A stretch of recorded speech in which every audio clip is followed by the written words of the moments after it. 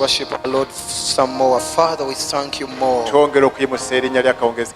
We continue to shoot high your name this evening. We thank you for your presence, even for your promise. 2-3 gathered in your name, agree on some issue. You have promised to be with us. And we believe that you are here this evening, my Father. And we know that your presence changes things. We are praying for that transformation in our lives, oh God. In the mighty name of Jesus.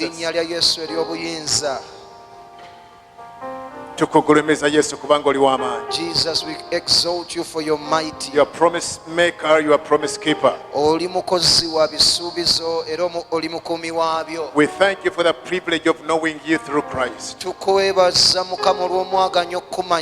you are the Almighty God. You have all power in heaven and on earth. Have your way in our lives this evening. Have your way through our life this evening, Almighty God. In the mighty name of Jesus. We worship you, Jesus.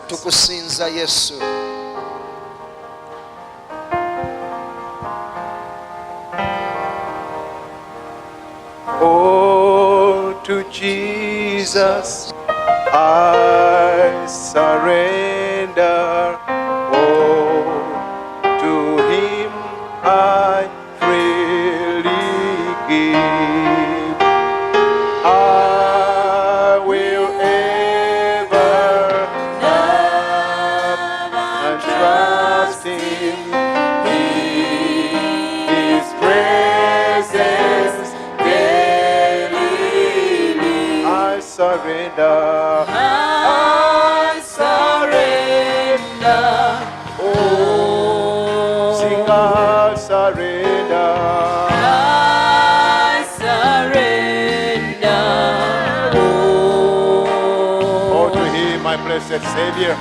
Oh, to Him, my blessed Savior. I surrender. Oh, sing I surrender.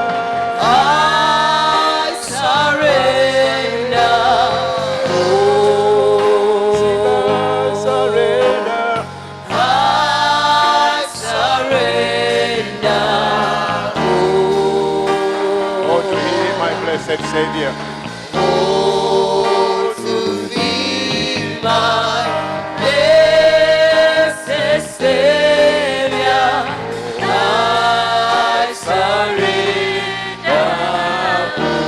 Oh, newa yo jolly, newa yo jolly, newa yo jolly.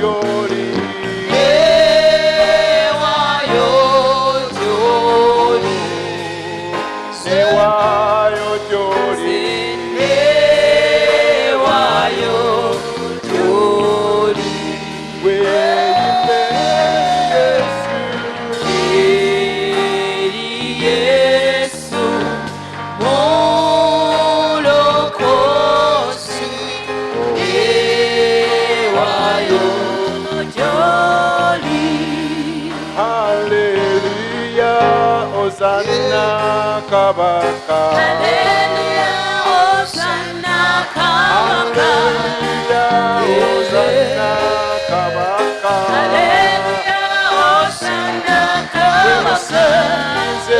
Katondo wamani. Hallelujah, Hosanna, Kabaka. Kabaka. Hallelujah, Hosanna, Kabaka. Hallelujah, Hosanna, Kabaka.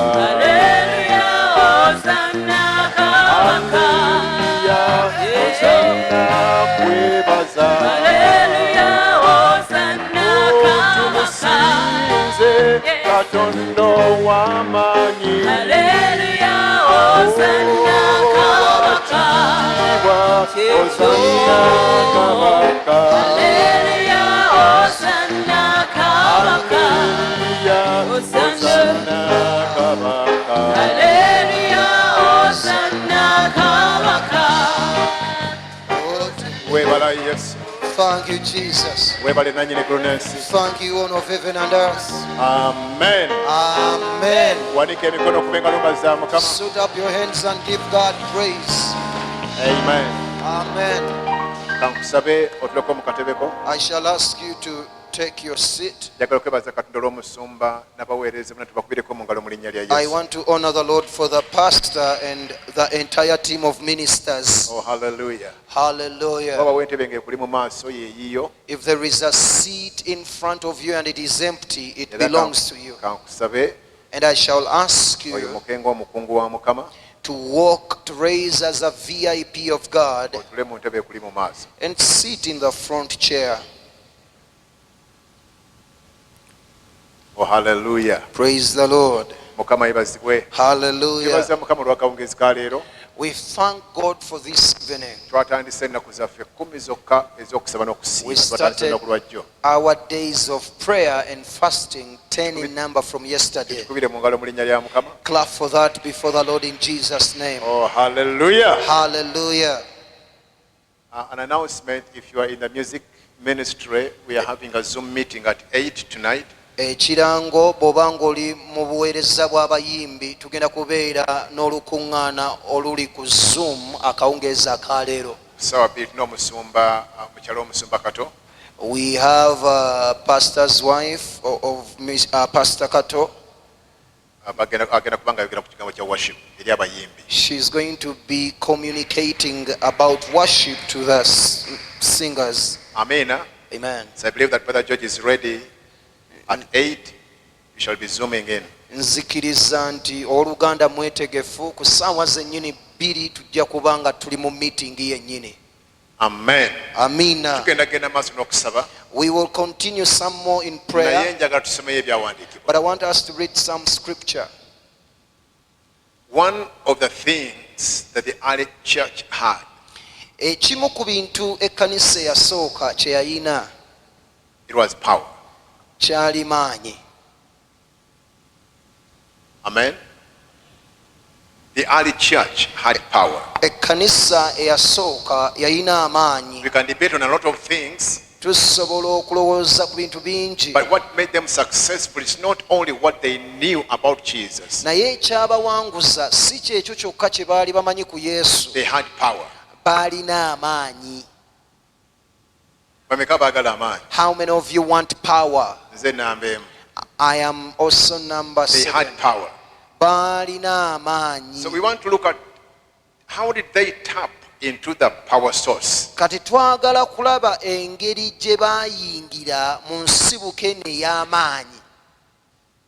How did they tap into the power source? Baayingira batya mu nsibuko ey'amaanyi? Pastor has been leading us into praying for the Holy Spirit. Omusumba badde atukulembera mu kusaba omwoyo mutukuvu. Asking is a kingdom principle. Okusaba nnono ya bwakabaka. Power will not come automatically. Amaanyi tegagenda kujja bwe gatyo. You may have electricity installed in your building, oyinza okuba n'amasannyalaze nga gaakolebwa mu kizimbe kyo, but until you switch on the switch, you're going to stay in darkness. naye paka ng'onasudde we gateekebwako ogenda sigala mu kizikiza. Now prayer is the switch that helps us tap into kingdom power. Kaakati okusaba ye manduso etuyamba okuyingira mu maanyi ag'obwakabaka. Ebintu bino birabika ng'ebyangu eri ebitegeereddwa obulungi, naye tuteekeddwa okubyemanyiiza n'okubitambuliramu ng'obulamu.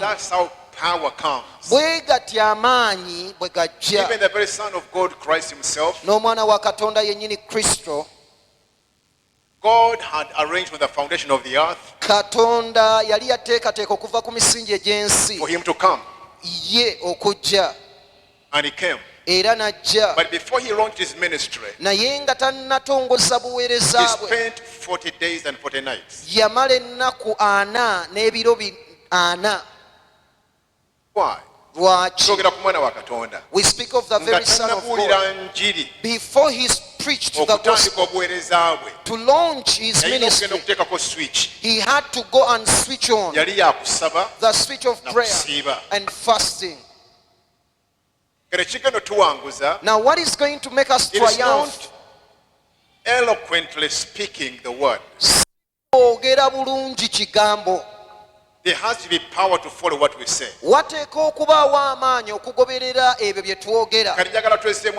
want us to encourage ourselves. What we are doing today and the next 8 days, the power is evident. You're switching on that power.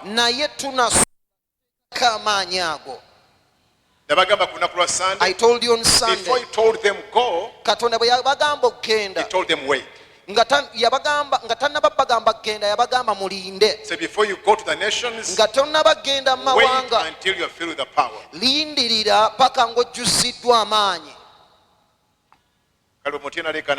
Power. Everybody say power.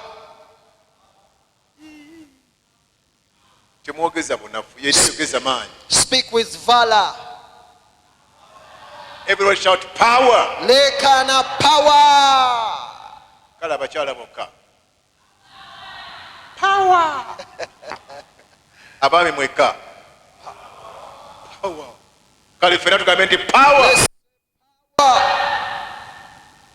Today let us go to Acts chapter 4.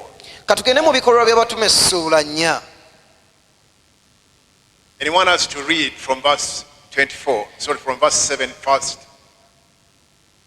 Njagala tusome mangu okuva ku lw'omusanvu. And verse 8. Paka ku lw'omunaana. One thing the early church had. Ekintu ekimu ekkanisa yasooka kye yayina. It was power. Gaali maanyi.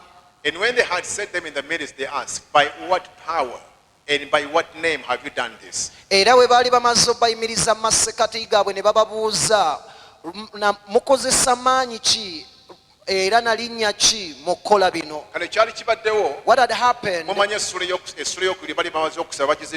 In the second chapter they had prayed and endued with power. Third chapter they went to the temple in the hour of prayer and they found a crippled man 40 years and he walked. The testimony spread in the area. Then the religious people stood against the apostles. They arrested them, questioned them. By what power? By what name have you done this? My prayer is, when you go to preach the gospel, let people experience the power of the one that you are serving. Amen. Amen. Which power, which name has enabled you to do this? They threatened them. So as we go to preach the gospel, threats will be out there. You are going to be threatened. So imagine being called in a meeting, and the crime that you have done is to make the lame man walk.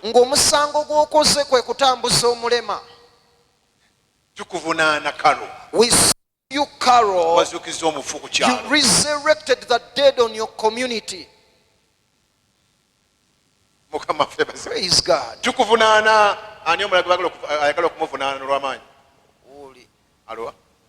Mr. Makoma. Mwami Makoma tukuvunaana. For the lunatic has spent 10 years here.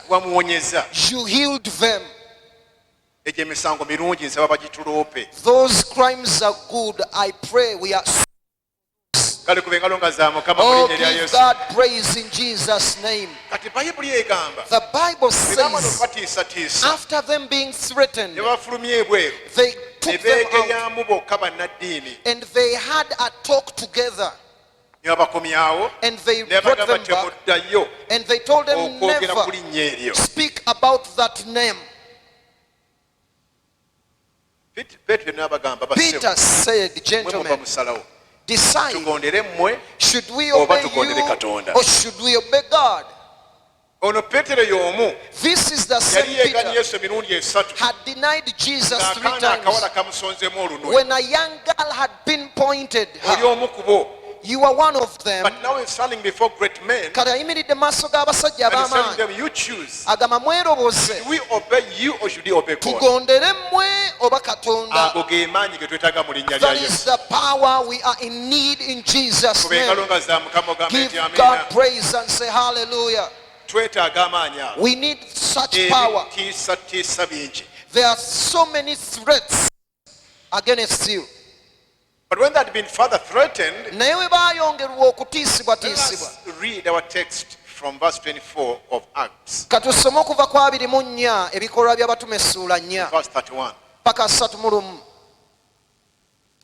Era we baawulira ne bayimusa amaloboozi gaabwe eri Katonda mwoyo gumu nga bagamba, Mukama gwe Katonda eyakola eggulu n'ensi era n'amayanja era n'abo bonna abagirimu.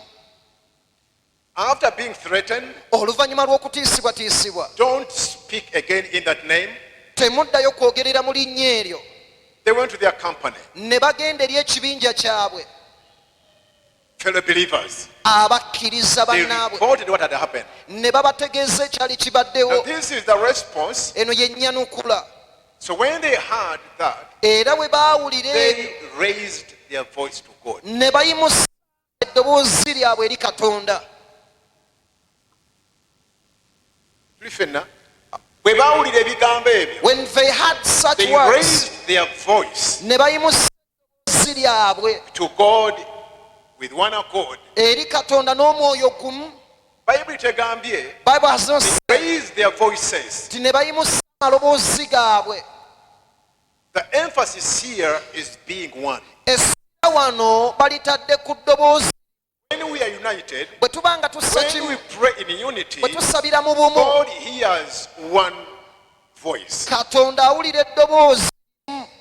Kye twagala Katonda atukolere. That is what we desire God to do for us. Bwe tuli okusaba mu maaso ga Mukama, That when we stand to pray before let God God, not only hear noise but one voice. Katonda aleme okuwulira okuleekaana, naye awulira eddoboozi That limu. is the power of unity. Ago ge maanyi g'okusa. Secondly, Ekyokubiri, their prayer had an address. essaala yaabwe yalina endagiriro. What was the address? Endagiriro yali They ki? addressed their prayer to God. Baayolekeza essaala yaabwe eri As they're Katonda, beginning to pray, ne batandika they're not okusaba. talking about the threats at the beginning. Teboogera ku bibatiisizza ku ntandikwa. God knew about that. Katonda ebyo yali abimanyi. They begin by adoration. Batandika na kusinza. Lord, Mukama, you are God oli who Katonda made heaven and earth, eyakola eggulu the n'ensi, sea, and amayanja all that is in them. ne byonna ebibirimu. Kati ebintu byonna byonna ebikutiisa, All things that when threat you you, address God, bw'ogenda eri He's Katonda, bigger than your threats. muwaggufu munene n'okusiisatiisa, He's bigger than what people know about you. munene n'okusinga abantu bye bakumanyiiko. If you've been threatened, Bw'obanga obadde You are otiisibwa, fearful. otidde, God knows about it. Katonda akimanyiiko. He's a big God. Ye Katonda omunene, He's a ruler of over all your threats. ye mufuzi ku bikutiisatiisa byonna. Kati oleme ogenda ogame Katonda, Don't, oh bantiisatiisiza. God, they have He threatened knows me. about it. Akimanyiiko. Jeremiah 32 verse 17. Yeremiya 32:17. We are coming back to that. Tujja kudda eri ekyawandiikibwa ekyo. Ayi Mukama Katonda, laba, gwe akoze eggulu n'ensi olw'amaanyi go amanene, olw'amaanyi go amakulu n'omukono gwo ogugoloddwa, era tewali kizibu nnyo eri ggwe. Owulira akagambo ako?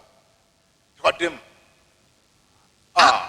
Lord God. Ayi Mukama Katonda. Olabye entiisa omusajja ono gy'alina Do you see the awe this man olaba nga has? tewali kupapa kwonna. You see there is no haste in this. Lord God. Ayi Mukama Katonda. Behold, you made the heavens Laba gwe wakola eggulu and the earth n'ensi great power n'amaanyi and your outstretched arm. n'omukono There is gw'omugolole nothing too difficult for you. tewali kizina gy'oli. Among my daily needs, mu byetaago byange bya bulijjo it is the world. The world. Yensi. You've heard? How many of you have needs? All of us have needs. Now, among the needs I have, the world is inclusive. As you ask for food, as you ask for tuition, I ask for all that, and even the world inclusive. Give me the yes. Add that on your need. Don't only pray for help me pay my debts. Tosaba busabi mukama nyamaza sulama banja gange kyokka. Give me my daily needs. Mpa ebyetaago byange bya bulijjo. Another point on your prayer request, Lord, give me the world. Yongeze ekyokusabira ekirala ku ebyo by'osabira mukama ensi. There are people who think that this is not significant. But the commission is go and disciple all the nations. Naye okutumibwa kuli nti mugende mufuule amawanga gonna bayigirizwa. God can give me the world. Katonda waba asobola okumpa ensi. He can give me a community. Asobola okumpa ekyalo. He can give me a city. Asobola okumpa ekibuga.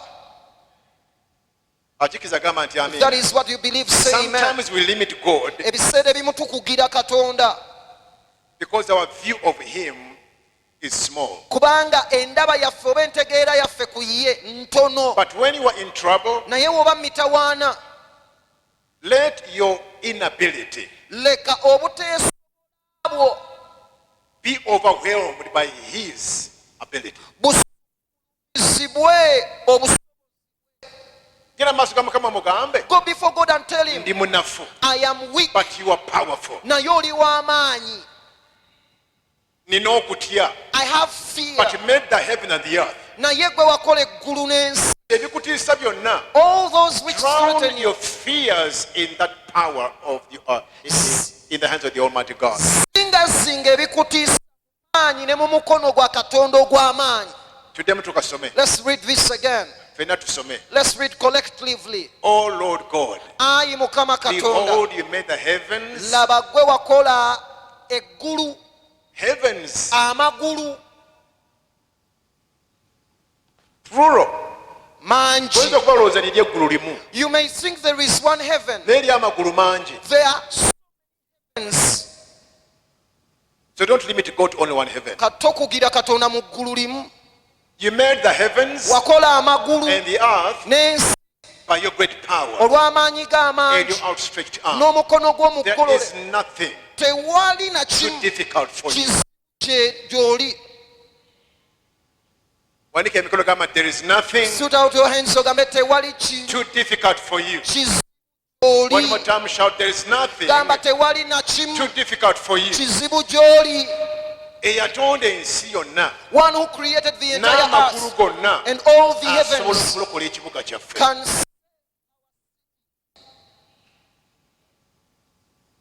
Go back to Acts. dayo mu bikolwa. We are reading from chapter 4 from verse 24. Tusoma okuva ku ssula ey'okuna onyerwa 24.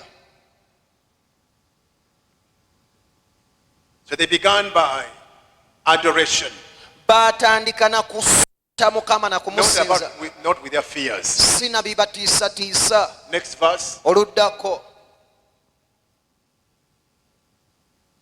Who by the mouth of your servant David olw'akamwa k'omuddu Dawudi have said, wayogera nti, why the nation is rage lwaki amawanga okwegugunga and the people plot vain things. N'abantu baago okusala ebintu eby'enkwe oba okwesala akajiri. Next verse. The kings of the earth took their stand. Bakabaka b'ensi ne bakola okusalawo The rulers gathered together against the Lord and his Christ. Abakulembeze b'ensi ne bakuŋŋaana okulwanyisa mu Katonda ne Kristo we. 27.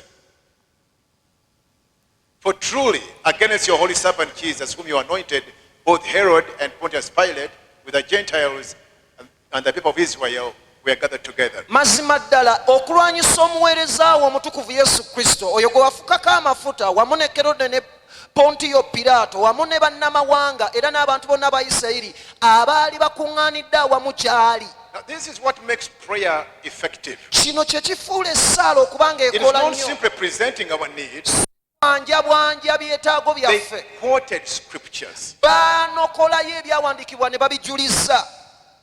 Now they're referring to Psalms 2 Kaakati bajuliza Zabbuli 2 in their current situation. mu mbeera yaabwe eriwo. That's why for you to make your prayers effective, Lwa nsonga lwaki ggwe okufuula essala God yeekola. does not need any information from you. Katonda teyeetaaga mawulire mangi He knows gakkwatako. everything about your needs. Amanyi byonna byonna bye But weetaaga. when you quote his word back to him, Naye bw'ojuliza ekigambo kye that n'okimuddiza, is what grips the heart of God. ekyo kye kikwata omutima gwa Katonda. Are we together? Bamanyi ebyawandiikibwa. They are certain of scripture. They are quoting scriptures Bajuliza as they ebyawandiikibwa pray. era nga bwe basaba. The word of God Ekigambo kya is what Katonda makes your prayers effective. kye kinyweza essaala yo. Not tears. Si maziga. Tears are okay. Amaziga Not malungi. the length of your prayers. Si buwanvu bwa ssaala yo. But as you pray, Naye ng'osaba have your Bible with you. beera ne Bayibuli yo kumpi awo. Awuligamba nti amen. Say amen. Katwanguyeko. Let's be Next verse. oluddako. The other thing here is, Ekirala wano kiri nti if people could come against the Lord bwe kibanga abantu baagolokokera ku Mukama waffe and his anointed, n'oyo gwe yafukako amafuta, they'll rise against you. naawe bagenda kugolokokerako. So when they abuse you on the street, Kati bwe bakuvuma ku nguudo, that is not unusual. ekyo si kya bulijjo. Si kitali kya Si bulijjo. kitali kya bulijjo. So as you go on the street, Nga tugenda ku nguudo it is but a battle. kulwana lutalo. We'll be talking about street ministry this week Tujja kuba twogera ku buweereza obw'oku nguudo and how to handle it. n'engeri y'obukwatamu. Are we together? Kubanga kyangu okugenda ku street It is so easy to go by the oba mu street nnyumba y'omuntu or in the home nga of tomanyi someone kyakukola, when you do not know what to gwe do, kennyini ne weereetera ebizibu and you yourself bring trouble ate on n'onya yourself, sitaani and you rebuke the devil for that trouble nga tabirinamu, when he's not naye inclusive. ng'ekikuvumya But the reason you are N'okuwa slandered amayinja, and the reason you're stoned, ignorance. butamanyabwo. Mukama waffe yeebazibwe. Praise God. Mukama yeebazibwe. So when you go out there, Bwe mufuluma eyo we have gone for war. muba mugenze mu lutalo. Verse 29. 29. Now, Lord, Kaakati look Mukama at their threats. tunuulira okutiisatiisa kwabwe. Now, eventually, Kati mu buliwo before they conclude their prayers, nga tebannafundikira ssaala now they zaabwe, talk about the need. kati boogera ku kyetaago. Abasinga Most people, tukulembeza byetaago. we put the needs Nga tulowooza first, nti Katonda, we are giving him news. thinking nti Katonda tumuwa mawulire. He doesn't know anything about your pain, Tamanyi kintu kyonna ku bulumi bwo, about your debt. tamanyi kintu kyonna ku mabanja go. So you come with that as a priority to God. Kati nojja ng'eri Katonda nga gwe atali gwakulembeza, nga olinga Your atamukulembeza, priorities are your needs. nga by'okulembeza bye No, byetaago he byo, is the priority. ye gwe He is tukulembeza, the need of your needs. ne masati g'ebyetaago byo. What if nagamba nti amina? If you are together, say Now, amen. Lord, Kaakati Mukama, look on their threats laba okutiisatiisa kwabwe, and grant your servants era owe abaweereza bo that with all boldness we may speak your word. tusobole mu buvumu bwonna okwogera ekigambo kyo. Now, the very thing they are told not to do, Ekyo kyennyini kye baali babagaanye okukola, they are praying boldness for boldness to do it. basaba obuvumu okugenda okukikola. Tuli ffenna ogambye nti amina. If you are together, say amen. Give us boldness Tuwe that we obuvumu may speak your word. twogere ekigambo kyo. Next verse. by stretching out your hand to heal. olw'okugolola omukono gw'okuwonya. Now these are the specifics, their prayers. Kati bino bye bilambulukufu mu kusaba Our kwabwe. prayers have to be specific. Essala zaffe ziteekeddwa okuba nga nnambulukufu. What are they telling God to do? Kiki ky'ogamba Katonda okukola? Look on the threats. Tunuulira okutiisatiisa kwabwe. Stretch your hand Golola omukono gwo to heal, owonye, and that signs and wonders may be done obubonero n'ebyewuunyo biryoke bikolebwe through the name of your holy servant Jesus. okuyita mu linnya ly'omuweereza mutukuvu Yesu. So after prayer, Oluvannyuma when we go lw'essaala out there, bw'ofuluma we must be ebweru expectant. oteekwa okubeera omuntu asuubira. Are we together? Mukama jangu olokole. Oh God, come and Jangu owonye. come and heal. Mukama jangu okole obubonero. Come and work. Owunyisa. Come and work Mu wonders linnya lya Yesu Kristo. in the name of Jesus Christ. Specific prayers. Essala Ebyo ennambulukufu. byenzikiriza Katonda okukola. That is what I believe God to do. Wherever teams will stand, Byonna ebibinja gye bigenda oyimirira, God will save, Katonda God alokole, will heal, Katonda awonye, perform signs akole obubonero and wonders. n'ebyewuunyo. Next verse. Oluddako. And when they had prayed, Era bwe baali bamaze osaba, the place where they were assembled together ekifo we baali bakuŋŋaanidde awamu was shaken. ne They were kinyeenyenyezebwa filled with the Holy ne Spirit. bajjuzibwa omwoyo omutukuvu And they spoke the word of God with ne boldness. boogera ekigambo kya Katonda n'obuvumu. God answers prayers. Katonda addamu okusaba. Wanika emikono gamba nti Katonda wange God ayanukula okusaba. answers prayer. Ddamu okyogere. Speak that again. Ddamu okyogere. Speak it again. Okikkiriza ekigambo ekyo. Do you believe that word? When they prayed, Bwe baasaba there were manifestations. waaliwo okulabisa Happened. The kyekyabaawo. place shook. Ekifo ne kikankana. There was a real earthquake. Waaliwo musa ddala. Huh? They were filled with the Holy Spirit Bajjuzibwa omwoyo and they omutukuvu spoke God's word with boldness. ne boogera ekigambo kya Katonda n'obuvumu. The early church Ekkanisa had yasooka power. yalina amaanyi.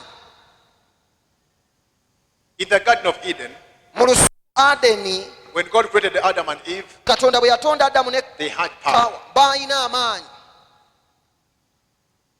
After creation Oluvannyuma of all the lw'okutonda animals, ensolo zonna, God told Adam to name every animal. Katonda n'agamba Adamu okutuuma amannya buli nsolo. Now that was power. Ago gaali maanyi. After sinning, Oluvannyuma we were lw'okwonoona corrupted ng'ebintu byonoonese because of sin. olw'ekibi, Our relationship with God was broken. enkolagana yaffe ne Katonda n'ekutulwa, The world was cursed. ensi n'ekolimirwa, Pain came in the world. obulumi ne buyingira mu nsi, Murder came in the world. okutta ne kuyingira mu In the nsi, very first family. mu maka gennyini agasooka. The coming of Christ Okujja kwa was Kristo to restore that power. kwali kwakomyawo maanyi ago, Power to perform. amaanyi okukola. Not only to perform in church, Kubaako bye tukola byokka mu kkanisa, casting away devils and healing the sick, kugoba mizimu na kuwonya balwadde, but also to give us good kingdom performance in marriage, in ministry, in business, and in every other area of our lives. naye n'okutuwa okukola okulungi siweereza bwokka, mu mirimu, mu bufumbo n'enjuyi endala zonna ez'obulamu Power to bwaffe, perform. amaanyi okukola. So as we spend these next 8 days, Kati nga tutambulira mu nnaku zino He eziddako will not omunaana, only give us power to win our community and our city, tagenda tuwa buwimaanyi kuwangula kyalo kyaffe na kibuga He's kyaffe, giving us power to perform wherever we go. atuwa amaanyi okukola obulungi yonna gye And to tunaagenda, switch on that power, era okunasula amaanyi it is ago through prayer and fasting. tuganasulira mu kusaba na kusa. I shall ask you to make it on your feet. A simple mode of prayer here is, Engeri ennambulukufu ey'okusaba ennyangu eri nti wano, you all know this word acts as you see it there. ffenna tumanya ekigambo kino ebikolwa nga bwe For you tukiraba. to be effective in your prayer life, Gwe okubeera ow'amaanyi mu kusaba kwo, always remember that word acts. tunuulira ekigambo ekyo bulijjo, ebikolwa. Letter A is for adoration. Letter A etegeeza okusuuta. In the middle of your pain, masekati g'obulumi bwo, adore God. In the middle of your lack, masekati g'okwetaaga, talk about his greatness. yogera ku bukulu bwe. Letter C is confession. Eyogera ku kwatula. If there's any area in your life and you know that you are lacking in it, bwe baba nga waliwo obuufu bwonna mu bulamu bwo ng'omanyi buweebuusa, sins before the Lord. yatula ebibi byo mu maaso ga Mukama. A prayer of a wicked person, essaala ey'omusajja omutuukirivu, the Bible says it's an abomination. essaala y'omubi bayibuli egamba ya muzizo. Are we together? Kale gamba nti adoration, gamba confession. okwatula. You can even begin to confess your needs. Osobola n'okutaanuula okwatula ebyetaago byo. That's what they did. Ekyo kye baakola. They adored God. Baasuuta Katonda. What else did they do? They confessed the need. Ne baatula ekyetaago. Lord, look at their threats. Mukama, tunuulira entiisatiisa zaabwe ze baleese gye tuli. Letter T is for thanksgiving. Letter T eyimirirawo olw'okwebaza. Thank God for what he has done. Weebaze Mukama olw'ebyo by'akoze. If you have a need, bw'oba olina you ekyetaago, have a history of what God has done. olina ebyafaayo ebyebyo Mukama by'azze akola. Nabana abasajja ogenda kudda mu Zabbuli y'omunaana. Even these men to go to Psalms, talking about David nga boogera ku Dawudi and how God spoke through David. n'engeri Katonda gye yayogera okuyita mu For Dawudi. me, it's a kind of Lord, you have done it before. Eri nze kitegeeza Mukama wali okikozeeko. Then letter S, Letter S supplication. etegeeza Begin kwegayirira. to talk about your needs. Tandika okwogera ku byeweetaaga. But now that you have an open heaven, naye olw'okuba katulina eggulu you have eggufu, adored God, omaze okusuuta you have Katonda, confessed your sins, oyatudde ebibi you byo, have thanked God, the omwebazizza, heaven is already open. kati eggulu liba limaze okugguka. Even before you mention your needs in supplication, ne bwe kiba nga tonnaba kwasanguza byetaago byo mu your kwegayirira prayers will okusaba, already be right before you. essala yo yamaze dda okuddibwamu. Kawanika emikono gyo maaso gammwe. Your hands above your head before We God. have already prayed, Twamaze dda okusaba, but I pray that the Holy Spirit naye nsaba nti Omwoyo Mutukuvu will give us a hunger and a thirst for power. atuwe ennyonta n'enjala ey'amaanyi. Not power for us Baffe only, ffeka, but power to flow through us. naye amaanyi okukulukuta okuyita mu ffe. These men like Peter, Bano abasajja nga when they Peetero got the power, bwe baafuna amaanyi, the shadow of Peter healed the sick. ekisa Peetero kyawonya abalwadde. May God clothe you with that power, Katonda akwambaze n'amaanyi ekika ekyo, that you'll walk into a home nti onooyingira mu maka, and curses will run away from that home, ebikolimo ne bidduka okuva mu nnyumba and eyo, demonic powers will run away from that person. emyoyo emibi ne giva ku muntu, That you'll stretch those hands as you'll stretch your hands, onoogolola emikono gyo nga bwe gigolodde. and the healing power of God will touch everyone around. Amaanyi ga Katonda agawonya ne galyoka May gakwata ku buli omu. God give us a thirst Katonda atuwe ennyonta and a hunger n'enjala for the power of the Holy Spirit. olw'amaanyi ag'Omwoyo Omutukuvu. That power is in us Amaanyi ago gali mu ffe to help us be transformed okutuyamba okukyusa into the image of Jesus, okutuukira ddala mu kifaananyi kya Yesu, fruit of the Holy Spirit. n'okubala ekibala eky'Omwoyo Omutukuvu. That same power is upon us Amaanyi ago gennyini gali ku ffe to bring healing and deliverance and hope to others. okuleeta okuwonyezebwa n'okusobola abalala. Father, we need that double dimension of your power Taata, twetaaga ekigero ekikubisiddwamu eky'amaanyi to ago agago transform us okukyusa obulamu bwaffe, and use us as vessels of transformation. tukozese ng'ebibe by'okukyusa. Prepare us, Almighty God, Tuteeketeeke Katonda for ow'obuyinza kingdom signs and wonders olw'obubonero obw'obwakabaka in our n'ebyamagero community, mu byalo byaffe, in our city, mu kibuga kyaffe, in our nation, mu ggwanga and lyaffe, among our needs today. era mu masekati g'ebyetaago byaffe leero. Give us the nations. Tuwa amawanga, Give us the nations. tuwa amawanga, Give us the nations. otuwe amawanga. In the mighty name of Jesus. Mu linnya lya Yesu ery'obuyinza. We bless your name, Father. Twebaza erinnya lyo Kitange. And we thank you. Era tukwebaza. In Jesus' name. Mu linnya erya Yesu. Give God a hand clap he deserves. In the mighty name of Jesus. Mu linnya lya Yesu ery'obuyinza. Father, as we leave this place, Taata nga tuva mu kifo kino. I pray that you'll also meet every personal needs that we have. Nsaba osinkane buli kyetaago kyonna ekya buli ssekinoomu bye tulina. I pray your presence to fill every room and every house that you are abiding in tonight. Okubeerawo okwo kujjuze buli kisenge na buli nnyumba yonna gye tugenda okubeeramu ekiro kya leero. In the mighty name of Jesus. Mu linnya erya Yesu ery'obuyinza. Amen. Amina. Amen. Amina. Give God praise. May God bless you. Let us conclude our worship with our giving. Katufundikire okusinza kwaffe.